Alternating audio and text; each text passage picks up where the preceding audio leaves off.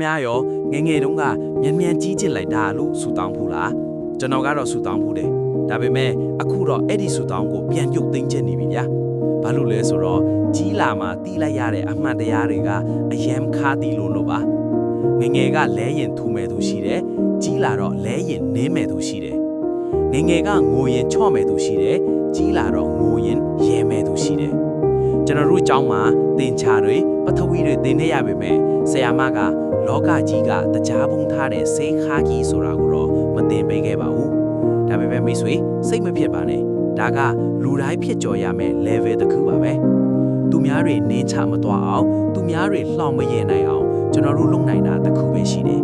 အဲ့ဒါကတော့ပတ်စံရှိအောင်ရှာပါအရေးချင်းရှိအောင်မွေးမြူပါ